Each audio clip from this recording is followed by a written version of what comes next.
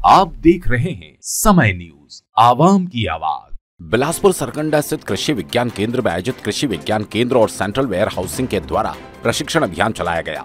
इसमें 50 से अधिक किसानों को अनाज भंडारण के लिए प्रशिक्षण दिया गया। आपको बता दें, कृषक जागरूकता कार्यक्रम के तहत अनाज भंडारण कर उसे सुरक्षित रखने और समय आने पर उसे बेचने के लिए काम किया जाता है। इससे किसानों को कोई भी नुकसान नहीं होता, बल्कि किसानों को इसकी जानकारी होने से अनाज को होने वाली क्षति से मुक्ति मिलती है।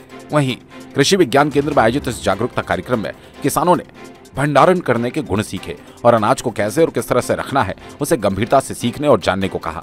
इस अवसर पर कृषि विज्ञान केंद्र के प्रमुख doctor SP Singh, doctor Amit Shukla और डॉक्टर शिल्पा कौशिक शामिल रहीं, जिन्होंने किसानों को अनाज भंडारण के लिए महत्वपूर्ण जानकारियां दी।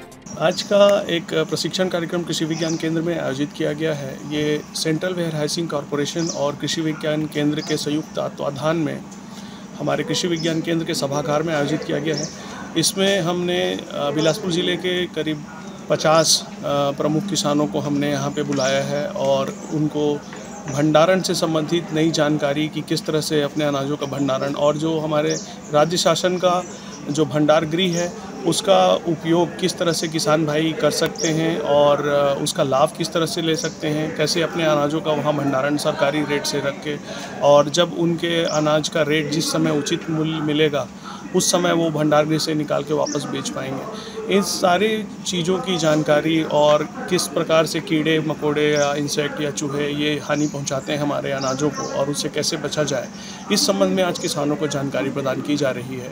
इसी में आज यहाँ पे प्रशिक्षण आयोजित किया गया। एक दिवसीय कृषक जागरूकता कार्यक्रम है जिसका आयोजन कृषि विज्ञान केंद्र और केंद्रीय भंडारण निगम के द्वारा आयोजित किया गया है, जिसमें जो कृषि उत्पाद हैं उसका हम सुरक्षित भंडारण कैसे करें और सुरक्षित भंडारण के बाद में से लेकर के जो उपयोग तक या बिक्री तक के समय में कैसे उसका सुरक्षित की भंडारण किया जाता है गुणवत्तापूर्ण, और जो उसमें लगने वाले जिससे जिन कारणों से उसके गुणवत्ता की उसके अनाज की जो क्षति होती है उसको कैसे नियंत्रित किया सकता है, उसके लिए कौन कौन से वैज्ञानिक ऐसे वैज्ञानिक पहलू हैं जिसके माध्यम से अनाज को हम सुरक्षित कर सकते हैं, वैज्ञानिक तरीके हैं। बिलासपुर से राकेश खरे की रिपोर्ट।